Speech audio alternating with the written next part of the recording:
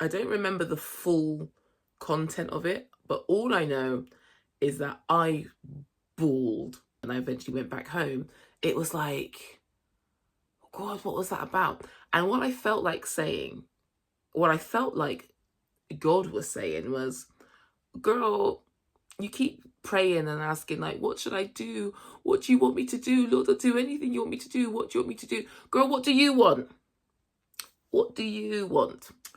Good evening. I don't know what time it is by the time you're watching this, but as you can tell by probably the lighting, the fact that I'm filming this in bed, I know that's a bit weird. I know that's weird. Too much? A bit intimate?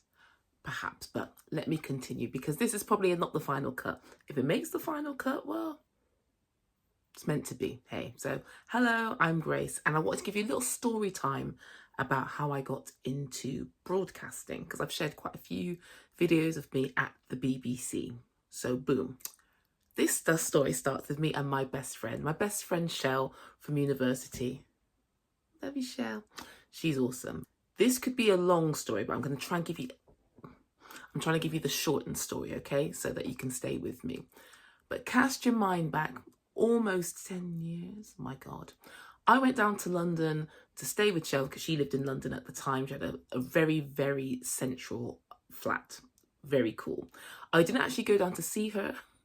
I went down because I needed somewhere to stay because I was going to a Hillsong conference. Now, in the year of our Lord 2026, we know a bit more about Hillsong. Park that for a little bit. But needless to say, that was very unusual for me. I don't attend Hillsong regularly. I've visited there when I went down to London. But how it was something about that summer, and I wanted to go to a conference. You know, sometimes you just feel that you want some input, a little something. So I wanted to go to a conference, and I thought, I don't know which one to go to, and I don't necessarily have anyone to go with. And then a friend of mine said, oh, I met these two other friends, and they're more friends of hers, sort of, we're more like friendly acquaintances. And they apparently said to her, so randomly, oh, does Grace want to go to a conference? Because we're going to Hillsong conference. We wondered if she wanted to go. That's weird. So I'm thinking, okay, well, I was saying, God, I want to go to a conference, so here we go. Would I choose to normally go to a Hillsong conference? No. Because I knew I wouldn't meet people there. I knew there'd be thousands of people there, but I wouldn't meet people there because Hillsong, my opinion, but it just feels like it's quite for show. Do you know what I mean? Like, if you don't know people there already and you're not some sort of like celebrity or like fashion girly, then, which is terrible for a church. But anyhow, I digress. Anyway, I'm going to the Hillsong Europe conference in London. It was being held at the O2. So I go. I stay with Shell. When Shell comes to meet me at the station, because she's a good friend, she says, oh, I've got a surprise for you. And I genuinely thought like it was wine. So I was expecting to get back. I thought, oh, lovely, it's Friday night or whatever night it was. Let's have some wine. And it was a DVD. And it was a DVD. Remember those kids? It's a DVD that her dad ripped off from a camcorder. So, like I said, me and Shell met at university. We were both doing a sociology course as part of our degree. And one of it was culture and communications. And so we had to make some footage. I can't remember what the actual point of the exercise was, but we had a camcorder, so we were just prattling about with it. This is before phones. This is before you could just scroll and make a video like I'm doing now on my phone. Do you know what I mean? This is like, so we just did stupid things. We were doing skits. We were just having little interviews, mockumentaries. In fact, I feel that we did The Office before The Office, but that's a different thing. Ricky Gervais, it's all right. You can have it. You can have it. But that's the kind of things we were doing. So Shell's dad had found this on the camcorder, decided to get it pressed into a DVD and sent it. So me and Shell watched this. And oh my gosh, seeing us from like 20 years prior, just like, we were having fun and we are creative and we're just free. It was just the freeness. I'm not saying that, you know, we are the next Ricky Gervais. That role's taken, it's okay. But it's just like, wow, like, when did we get so ground down by the man? Do you know what I mean? It's crazy. So that kind of lit a bit of a fire in us. Like, let's get this mojo back. Do you know what I mean? I think it's important. It's important. So, cut to, I go to Hillsong Europe conference, right? There is so much I could say about that, but that's for another video on another day. But on the last day of the conference, the two friends that I went with said that they can't come because they were setting up a friend, proper girly girls.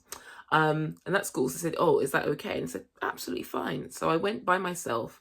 And the talk that I remember the most was a guy called Erwin McManus, who's from California.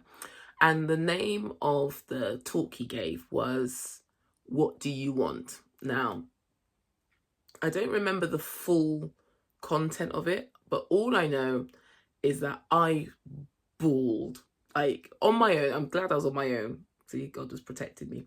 But yeah, I was on my own and I just cried and cried. It just hit something like in my heart. I can't think what it is. And when I went home or back to Shell's flat, and then when I eventually went back home, it was like, oh God, what was that about? And what I felt like saying, what I felt like God was saying was, girl, you keep praying and asking, like, what should I do?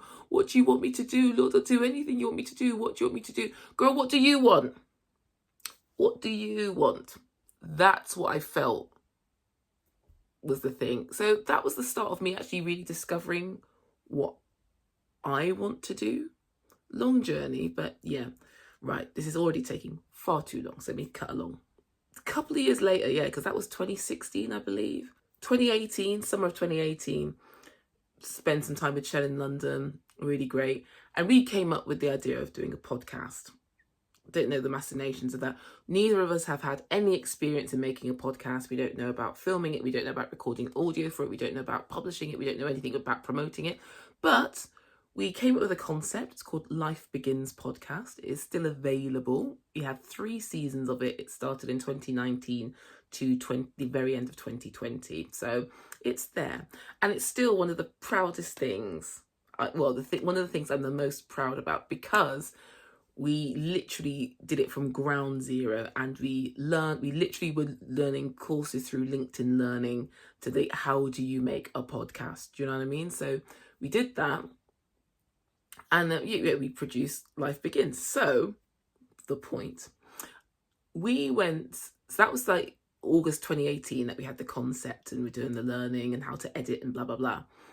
So then Shell says September, so still September 2018, she says, there's a podcast festival down in I know you've only just gone home, but come back down and we'll go to the podcast festival. And we did. It was great. Skip forward a year now, September 2019, we have 1.5 series of the podcast in our pocket. So we're like, we know we're not Joe Rogan, God forbid, but we're podcasters now. How funny that we're back here. And we were ready. In fact, we got some business cards made up, like, to present ourselves. Hello, we're Grace and Shell from the Life Begins podcast. You know, it's great, it's good. And then there was a seminar within the conference about getting your podcast commissioned. So we were like, listen, we know we're babes in the woods, right? But imagine if someone picked us up and commissioned our podcast, get some money. It was a passion project, but imagine that. So we went to the conference. It was heaving. The room was packed, so probably a couple of 100 people there. I'm rubbish at guesstimating, but I would say definitely in 3 figures, okay? And then there were 3 major podcast commissioners there. The BBC, and I can't remember the other 2. I'll probably, if I remember or find out, I'll put it somewhere if I can. Techno now, but I'll do that. So yeah, it was great. They gave the podcast, but hear this, right? They're speaking, they're addressing this room of like a couple of 100 people. It's packed. And they said, yeah, what we're really looking for is that if you're between the ages of 16 and 30, we would love to hear from you. And that literally killed half the room. It was like, wow. So me and Shell instantly were like, okay, looked at some other middle-aged people and was like, well, that's that for us, isn't it, really? And it's like, if you don't take your crusty ass, dusty self and go and find something else to do, Grandad, have you got some archers to listen to? You know, it was kind of a bit like that. So we were like, okay. But we listened to the rest of the seminar and we went up afterwards with our fresh business cards to speak to the various commissioners. when I tell you, these commissioners, they're talking to us, but they are like looking past our shoulder, you know, so really like, yeah, so at young, do you know, I almost said young spunky. I never use that word, and that shows that I'm old in it. So, but yeah, it's that kind of thing. So it was just ridiculous. So we milled about for a bit. No one was interested in talking to us. We, from the commissioning side, that is, we spoke to some fellow podcasters, good people. We shared business cards with a couple of people. That's fine. And then Sharon and I just looked at each other and said, you know, shall we just go for lunch? It was like the last sunny day in September, so probably of the year. So we did. Went to Francomanca, had a great pizza, al fresco, a carafe of red wine, and we were like, "Oh, we're so glad we're out here, like as friends, eating pizza, drinking wine in the sun. It's a good day. It's a good day." So as we're just talking about the conference, not the conference, the podcast festival, and what we're doing, and like the next series of the podcast, and Shell just said, do you know what, Grace? I don't know. I just have a feeling the BBC is going to come to you. And what's so amazing about that is that there was an opening for new voices with the BBC. And I wouldn't have known about it, which is weird because I listen to the BBC all the time, especially radio, because that's like my medium of choice, my first love, as it were. And only through a friend of mine listening to the podcast, she heard about BBC New Voices and sent the link to me. Now this, I'm trying to remember exactly. I don't know if that had maybe been sent to me. Maybe. Shell is still a prophet in my eyes.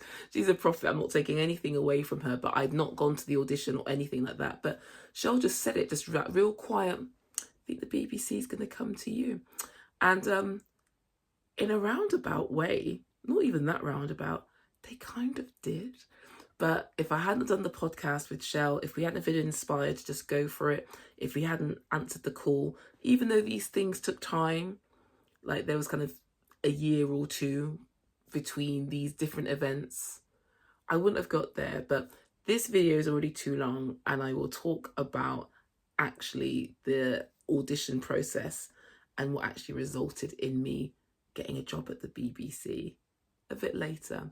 But have you got any stories about taking a chance or feeling that you've heard from God, whoever your God may be, or like your inner voice, your inner knowing? Did you feel something in your waters and were like, aha? Then let me know. I'd love to hear your story. Drop it in the comments and I'll have a part 2 to this coming at sometime soon. All right. Good night.